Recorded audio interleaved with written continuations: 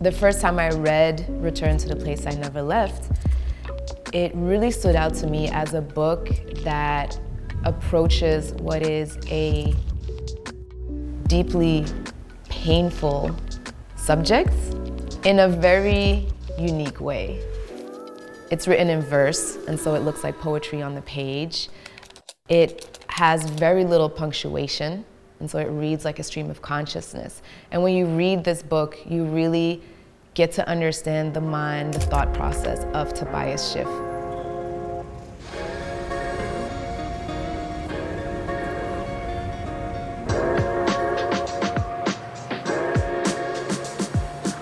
I'm Dani James. I'm a writer and a translator. I'm from New York, but I grew up in Belgium, where I grew up speaking English, French, and Dutch.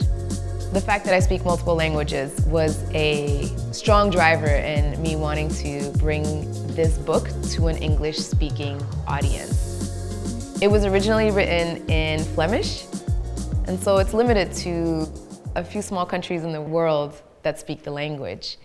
This particular part is a part that I feel is really meaningful because he talks about the fact that the generation of children who were born after the Holocaust, he talks about the impact that that has. When you have a generation of parents who have been traumatized by their experience.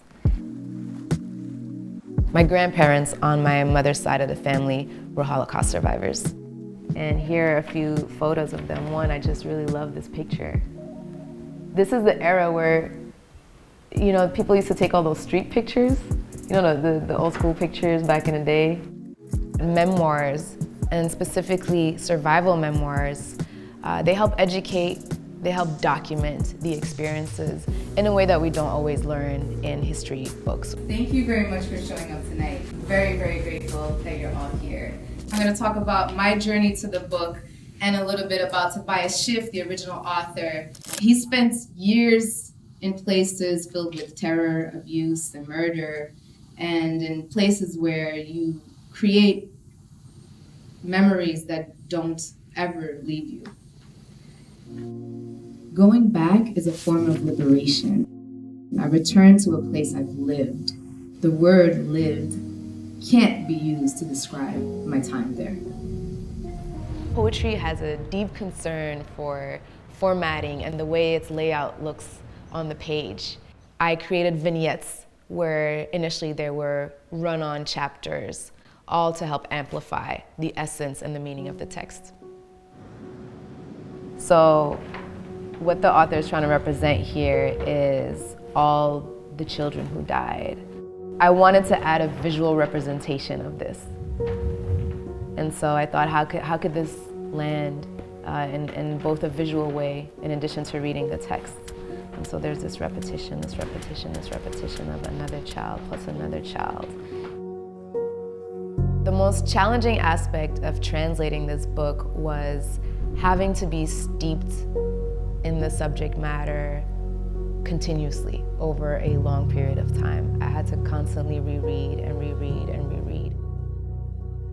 One moment in the translation process where I had to make a difficult linguistic decision was when translating a very specific word, whether I should translate it to say ghost or spirit. But in the way that it was presented, I felt like the meaning more closely aligned to ghosts. It's one of the great parts of translation. You get to play with language, but you also have to make sure that you really bring out the true meaning of the text. It feels like this world has become more and more polarized, and we seem more disconnected from one another. By continuing to bring memoirs to a larger audience, that people remember that we really all are part of a collective.